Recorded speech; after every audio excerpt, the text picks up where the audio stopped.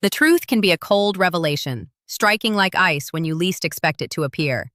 We peel back the layers of deception to show you the world as it really is, without filters. Subscribe today for the most honest stories on the web. I have the full transcript. Let me write the news story. People always said my sister-in-law had a gift for timing. She walked into rooms at exactly the right moment, when the laughter peaked, when the champagne was being poured, when someone important was watching. She had a radar for it. Or maybe she just manufactured those moments so carefully that they looked effortless. Her name was Cassandra, and from the first night my brother brought her home for Thanksgiving dinner, she looked at me the way you look at a piece of furniture that doesn't quite go with the room. I was 26 then. I had just started working in commercial real estate finance. Nothing glamorous. I was analyzing loan portfolios for a mid-sized firm in Charlotte, running numbers on distressed properties, flagging risk. My brother Elliot thought this was hilarious. She counts other people's problems for a living, he told Cassandra at that first dinner, laughing with his mouth full. She smiled at me over her wine glass. How practical, she said, like the word itself was a small, quiet insult. I smiled back. I was good at smiling back. My family had a gravitational center, and it was Elliot. That's the only way I can explain it. He was 4 years older than me, handsome in the way that made strangers trust him immediately, and he had inherited our father's absolute certainty that he was the most important person in any room. My father. I still call him Dad, even though that word feels strange in my mouth now. Spent his whole career as a commercial contractor. He built strip malls and office parks across the Southeast, and he was proud of that in a way that left no room for anyone else's accomplishments. When I graduated summa cum laude from NC State, he shook my hand like we'd just closed a business deal. When Elliot scraped through with a 2.8 GPA and immediately started talking about launching a real estate development company, my father's face lit up like a man who'd found religion. My mother. She would want me to call her mom, so I won't. Was quieter about it, but quieter doesn't mean kinder. She expressed her preferences through logistics. Elliot got the bigger bedroom, the newer car, the better birthday parties. When I needed braces, she said we'd wait and see. I still have a slight gap on the left side of my smile. When Elliot needed a root canal, they paid for it the same week. These are the kinds of things children file away in their bodies before they have the language to explain why they feel wrong inside their own homes. Cassandra understood the family structure within about 45 minutes of arriving. She was sharp, I'll give her that. She understood that my father was the sun, and Elliot was the planet, and I was an asteroid that hadn't been charted yet. She positioned herself accordingly. She laughed at my father's stories. She deferred to Elliot in public and quietly redirected him in private. And she found, over the next 2 years, a dozen small ways to make sure I stayed in my proper place. Nothing dramatic at first. She'd forget to mention family dinners to me, then act surprised and apologetic when I found out. She'd correct my pronunciation of wine labels in front of guests. Once, at Easter, she told the table that I was so lucky to have a job where I could just work from home in my pajamas, which made everyone laugh because nobody knew what I actually did. And she made sure they didn't ask. When I got my Series 63 license, she told me that was impressive for someone who doesn't like people. I said nothing. I filed it away. What Cassandra didn't know, what none of them knew, was that I had stopped being the girl who worked from home in her pajamas about 18 months earlier. I had been quietly headhunted by a private equity firm that specialized in distressed commercial real estate debt. Essentially, when developers over-leveraged themselves and their properties went underwater, we came in and bought that debt at a discount. Then we either restructured the loan and took fees, or we foreclosed and took the asset. It was not warm work. It required you to understand that sentimentality is a form of financial error, and I'd been training for that my whole life without knowing it. I was good at it. I was better than good. By the time I was 30, I'd closed 11 transactions. By the time Cassandra called me to announce that Elliot had just been named a managing partner of a development firm called Crestline Capital, I had a quiet ownership stake in 3 commercial properties and a reputation in certain rooms that would have shocked everyone at that Easter table. I said congratulations. I meant it mostly. Elliot wasn't stupid. He understood development, understood construction timelines, understood how to charm investors at a dinner table. I had hoped for a long time that his talent and my father's money would eventually add up to something real. What I didn't know yet was how it had all been financed. I found out the way I find out most things, through numbers that didn't make sense. 6 weeks after Cassandra's announcement, I was reviewing a portfolio of troubled commercial loans for a potential acquisition when one of the flagged assets stopped me cold. A mixed-use development project in suburban Atlanta. Partial construction, cost overruns, a balloon payment coming due in 60 days that the borrower had no visible means of repaying. The borrower's name on the LLC documentation was Crestline Capital Development Group, LLC. I sat very still for a moment. Then I pulled everything. The project was called Harlow Place. 12-story mixed-use build, supposed to be retail on the ground floor, luxury condos above. It had broken ground 18 months ago. Construction had stalled 4 months in when the general contractor walked off the job over unpaid invoices. Since then, the site had been sitting, weeds growing through the temporary fencing, a crane frozen mid-swing like a monument to bad timing. The loan was originally for $4.2 million. The outstanding balance with penalties was $4.8 million. The collateral was the land plus a personal guarantee, and when I traced the personal guarantee back to the entity structure, I found my father's name. He had co-signed. He had put up his commercial property, the one office building he owned outright, bought in 2009 at the bottom of the market, his retirement plan, his legacy, the thing he talked about leaving to Elliot, as collateral on a construction loan he clearly didn't understand. I called a friend who knew the Atlanta market. He told me Crestline had been bleeding for 2 years, that Elliot had been burning through investor capital to pay himself a salary while the project stalled, that the managing partners above him were already preparing to exit and leave him holding the liability, that there was quiet talk of securities violations because of how some of the early investor communications had been worded. I opened a new document and stared at the screen for a long time. The smart thing, the clean thing, would have been to call my father directly. To say, "Dad, pull out now. Cut the guarantee. Take the hit on the guarantee fee. Let Elliot figure it out. Walk away." I almost did that. I had my phone in my hand. Then I remembered Christmas 3 years ago, when Cassandra announced over dinner that she and Elliot were buying a lake house, and my mother had started crying with joy. And my father had raised his glass and said, "This is what I worked for. This right here." And I had been sitting 3 feet away, having just been passed over for a promotion I deserved, eating my green beans, invisible. I put the phone down. I called my firm's acquisitions lead instead. I told him I had a personal conflict of interest and would need to recuse myself from any transaction involving this specific loan. That was the ethical requirement, and I followed it. What I did instead was introduce a colleague at a sister fund to the opportunity. Quietly, professionally, I flagged nothing unusual. I simply mentioned that there was an Atlanta distressed debt acquisition that might be worth a look before the 60-day window closed. They looked. They moved. Within 3 weeks, they had purchased the loan from the original lender at a discount. The loan was now held by a fund where I had no ownership stake and no conflict of interest, but where I had a professional relationship and a phone call's worth of goodwill. Then I waited. The meeting was Cassandra's idea. She called it a family strategy session. She sent a calendar invite with a PDF agenda. I noticed she had scheduled it at my parents' house on a Saturday afternoon, which was the kind of move that made it hard to say no without seeming difficult. The agenda said, Harlow Place Project Update, Partnership Opportunity, Q4 Planning. At the bottom, in small text, Elena, please bring water and the fruit tray Mom likes. I read that line twice.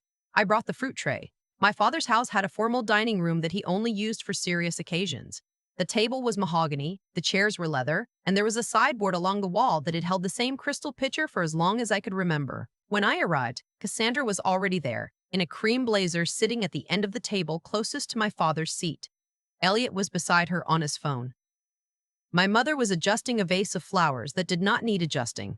My father walked in, kissed my mother on the cheek, and pointed at the sideboard. Elena, go ahead and set up the water. Glasses are already out. He hadn't looked at me yet when he said it. I went to the sideboard. I set up the water. This was the thing about being treated like furniture your whole life. You learn how to be still. You learn how to hear everything. You learn that the people who dismiss you also forget you're listening. Cassandra opened the meeting. She had a presentation on her laptop, and she walked everyone through it with the confidence of someone who had been practicing in front of a mirror. The Harlow Place project had hit a temporary setback, she explained. Cash flow timing issue. But a new strategic partner was coming in. She'd been in talks. And once the partnership closed, the balloon payment would be handled. This was just a bridge moment. These things happened in development. The important thing was that Elliot's managing partner position was secure and that the equity stake would pay out within 18 months. My father nodded through all of this. He trusted her completely because she used the same language he used, because she talked about equity and timelines and strategic positioning, and because she was sitting next to his son. I poured water. I listened. What she didn't say, the new strategic partner she'd been in talks with had backed out 4 days ago. I knew this because the fund that now held the loan had told me, professionally and offhandedly, while we were discussing a separate matter entirely. The partnership had fallen through. There was no bridge. The balloon payment was due in 43 days, and the only collateral standing between my father's building and a foreclosure proceeding was my father's signature on a personal guarantee he signed 3 years ago, because Elliot needed a co-signer and my father had never once said no to Elliot. I poured water. I did not say any of this. Then Cassandra got to the reason I was actually there. She looked at me with the warm, slightly patronizing expression she used when she needed something. Elena, we actually wanted to bring you in on something. Since you work in real estate finance, we thought you might know some investors who'd want a last-minute opportunity. Great upside, short timeline. We just need someone to make a few introductions. Elliot glanced up from his phone. Yeah, we figure you know people. Doesn't have to be a big deal. Just a few calls. My mother smiled at me encouragingly, which almost broke me because she didn't know. She had no idea what was underneath the surface of this moment. She thought they were finally including me. My father said nothing. He was looking at the presentation deck. I thought about what I was going to say for about 4 seconds. I appreciate you looping me in, I said. I do want to be helpful here, but before we talk about investors, I think we need to talk about the loan. Cassandra's smile held steady. What about it? It's been sold, I said. The original lender transferred it 3 weeks ago. It's now held by a fund called Meridian Bridge Capital. They're not a community lender. They're a workout firm. That means when the balloon comes due and there's no payment, they will foreclose. Quickly and completely. That's their business model. The room got quiet. Not the polite quiet of a meeting pause. The other kind. How do you know that? Elliot asked. Because I work in this industry, I said. I track loan sales. It's literally my job. Cassandra's smile had shifted into something flatter. That's not information that's been shared with us officially. It doesn't have to be shared with you. It's public record once the transfer is recorded, which it was, 11 days ago. My father looked at the table. His hand was very still on the mahogany, and I recognized that stillness. I had seen it before, at the end of arguments he was losing and couldn't admit. So what are you saying? He asked. I set down the water pitcher. I walked to the table and sat down for the first time since I'd arrived. I hadn't been invited to sit, but I sat. I'm saying the timeline is 43 days. I'm saying there's no strategic partner coming in because the deal fell through last week. I looked at Cassandra when I said this. Her chin lifted slightly. I'm saying the only thing standing between you and losing the Oak Ridge building is either paying $4.8 million in 6 weeks or negotiating an alternative resolution with Meridian directly. We can still find investors, Cassandra said. In 43 days? For a stalled construction site with code violations? No. I said it without heat. I wasn't angry. I was the auditor now. I've looked at the site. I've looked at the numbers. No institutional investor is touching this in that window. It would take due diligence alone longer than you have. So what's the point of this? Elliot's voice had gotten tight. Why are you telling us this if there's nothing to be done? There is something to be done, I said. That's why I'm here. I had called Meridian Bridge Capital the previous Tuesday. I had asked for a meeting. I had sat across from their workout director and I had made a proposal.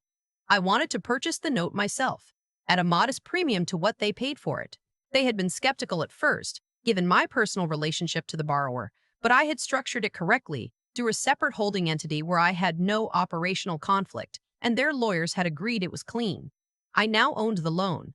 I had not mentioned this yet. Meridian is willing to consider a deed in lieu of foreclosure, I said carefully. That means your father signs over the Oak Ridge property to satisfy the debt rather than going through a formal foreclosure proceeding. No deficiency judgment, no public record of foreclosure proceeding. No deficiency judgment, no public record of foreclosure. Clean exit. We're not giving up the building, my father said. His voice was firm, the voice he used to end conversations. The alternative is foreclosure in 43 days, I said. Meridian has already engaged a commercial real estate attorney. If they file, it will be public. It will affect your credit, and given the personal guarantee structure, it could reach beyond the building. Who do you think you are? Cassandra's voice had finally lost its warmth. You come in here with this information and this whole presentation like you're running this meeting. You're here to pour water. The room went still. I looked at her for a long moment. The fund that holds your loan, I said. The workout firm, Meridian Bridge Capital. I opened my bag and placed a single document on the table. It was a one-page entity ownership disclosure. I am Meridian. I will never be able to fully describe what happened in the next 15 seconds. I have played it back so many times that the memory has worn smooth, like a stone in a pocket. My father staring at the document. My mother's hand going to her mouth. Elliot going completely pale. And Cassandra, who had been so careful for so many years, who had managed every room she'd ever walked into, sitting very still, the cream blazer suddenly looking too bright in the afternoon light, her composure quietly coming apart at the seams. You bought our debt, Elliot said. I bought the note, I said, 3 weeks ago. Clean transaction, no conflict of interest under the applicable regulations because I recused myself from my firm's evaluation and completed the purchase through a separate entity. You did this to us, Cassandra said. Low and tight. I did this to protect a viable outcome, I said. If I hadn't bought this note, Meridian, the real Meridian, a national workout shop, would have filed in 30 days and you would have had no leverage whatsoever. I bought it because I have the option to structure a deed in lieu that protects your father's credit rating and avoids a public foreclosure record. Why would you help us?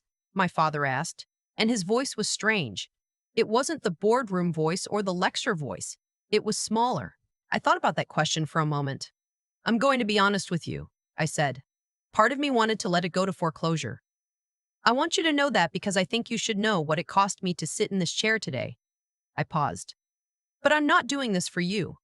Or for Elliot. I'm doing it because that building has 4 commercial tenants who have nothing to do with this, and a foreclosure disrupts their leases, and they don't deserve that. That wasn't entirely true. The tenants were a factor, but they weren't why I was sitting there. I was sitting there because I had a mother who didn't know she was about to lose her home, who had just been trying to adjust a vase of flowers, and who had, in her own limited and conditioned way, loved me the only way she'd been taught. I laid out the terms. Deed in lieu of foreclosure. The Oak Ridge property transferred to my entity. Elliot's personal liability under the guarantee released. No criminal referral regarding the investor communications. I had not decided whether any of that met the legal threshold anyway, and it wasn't my role to make that determination. In exchange, I would lease the Oak Ridge building back to my parents at below market rate for as long as they wanted to stay in the adjacent office apartment they used as a secondary residence. The building would be mine. The debt would be gone. And Elliot? My mother asked softly. I looked at my brother. We had not made eye contact yet. Not really. Not in the way we used to before Cassandra, before Crestline, before all of it. He looked tired. He looked like someone who had been performing confidence for so long that the performance had eaten through to the bone. Elliot's a talented developer, I said, and I meant it. He needs to find a project that fits his actual capital base. This one was too big. That's not a character failure, it's a sizing failure. It's a sizing failure. Cassandra stood up. I'm not sitting here while she explains my husband to me. You don't have to sit anywhere, I said. The offer stands for 72 hours. After that, I hand it to my attorneys and we proceed with foreclosure. She walked out of the room. Elliot looked at my father. My father looked at the document on the table. I stood up and picked up the water pitcher and refilled my own glass because nobody else was going to do it. And I had learned a long time ago that if you wait for someone to offer you something in that house, you will be thirsty for a very long time. My father signed the deed in lieu 2 days later. His hands shook slightly when he held the pen, the same slight tremor I had noticed for years, the one that only appeared when he was doing something his body knew was wrong, but his ego had already committed to. He didn't look at me when he signed. He looked at the center of the table. My mother was not in the room. She had asked not to be, and I had said that was fine. Elliot signed the liability release separately in his attorney's office. I wasn't there for that one. His attorney called mine and asked if there was any possibility of reducing the penalty interest on the note. My attorney said no. I heard later through my mother, who called me 11 days after the meeting for the first time, that Elliot and Cassandra had moved out of the lake house, that Cassandra had gone to stay with her sister in Richmond for a few weeks, that Elliot was working as a project manager for a mid-sized contractor in Raleigh, the kind of work he would have considered beneath him 2 months ago. My mother's voice on the phone was careful, precise, like she was reading from a script she had written and rewritten. She said she didn't understand all of it. She said she wished I had come to them earlier, which I had to breathe through for a moment before I could keep listening. She said she was sorry, and the way she said it was the way people say sorry when they're not entirely sure what they're apologizing for, but they understand that something was done to someone and that the someone was you. I said I knew. I asked how her garden was doing. She has roses along the back fence, tea roses, and a climbing variety she's had for 15 years. She talked about them for 10 minutes. I listened to all of it. The Oak Ridge building is doing well. One of the 4 tenants renewed their lease early. I'm planning a light renovation of the upper floor to increase the leasable square footage. It will pay for itself in 3 years. My parents still use the office apartment in the back. I had my property manager leave flowers in it before they moved back in after the deed transfer. Tea roses because I knew where to get them. My father has not called me. I've thought about what I would say if he did. I've written it in my head a dozen times. The version where I'm generous, where I extend the hand first, where I make it easy for him to walk through the door of a different kind of relationship with me. I think I would probably say something simple. I would probably say, I've always been here. You just weren't looking. But I don't wait for that call the way I used to. I have 3 properties now, and a 4th in due diligence. I have a team that trusts me and a track record that speaks before I enter rooms. I have an apartment with south-facing windows where the light in the mornings is the specific shade of gold that makes you feel like whatever happened before this moment was just preparation. I don't need to be seen by the people who chose not to see me. I already know what I'm worth. I countered it myself. There's a version of this story where I'm the villain. I know that. I've thought about it enough to be honest about it. I was the one who didn't warn them. I was the one who didn't warn them. I was the one who let Elliot walk into a meeting not knowing I'd already bought the note on his loan. I was the one who sat at that sideboard pouring water, knowing exactly how the afternoon was going to end, while my mother adjusted a vase of flowers she had no idea were about to mean something different. I've made peace with that. Not because I think it was clean. It wasn't. But because I understand now what I didn't understand for most of my 20s, there is a difference between cruelty and consequence. I didn't manufacture Elliot's failure. I didn't forge his timeline or pressure my father into co-signing a loan he didn't read. I didn't build the structure that made me invisible in that house for 30 years. I just stopped pretending the structure didn't exist. What I kept coming back to, in the weeks after the deed transfer, was something a mentor told me early in my career. She said that in distressed debt, you learn very quickly that most failures aren't caused by bad luck. They're caused by the slow accumulation of decisions that someone made while telling themselves the next one would fix it. My father made that kind of decision every time he chose Elliot over reality. Elliot made that kind of decision every time he spent capital he didn't have on a lifestyle that was supposed to prove something. And Cassandra. I think about Cassandra a lot, actually. She made that decision every time she chose to manage a room instead of telling the truth in it. The hard thing to hold is that none of them were bad people in the simple sense. My father loved Elliot the only way he knew how to love, which was to bet on him. My mother wanted peace more than she wanted fairness, which is a very human thing to want. Even Cassandra, who said things to me over the years that still surface sometimes when I'm tired, was just doing what she had learned to do. Position herself near the power and hope the structure held. The structure didn't hold. Structures built on who someone is supposed to be rather than who they actually are. They never do eventually. What I learned from all of it, if I'm being honest rather than tidy about it, is that intelligence without integrity eventually turns on itself. Elliot was smart. He understood development. He could read a room. He could close a deal when the conditions were right. But he borrowed against a future he hadn't built yet, and then borrowed more to cover the gap between the story he was telling and the numbers that were actually there. That's not a failure of intelligence. It's a failure of character, of the willingness to look at the real number and stay in the room with it. And the resilience part. I think about that the most because people use that word like it means something dramatic. Like it means surviving a fire. But the resilience that actually changed my life was quieter than that.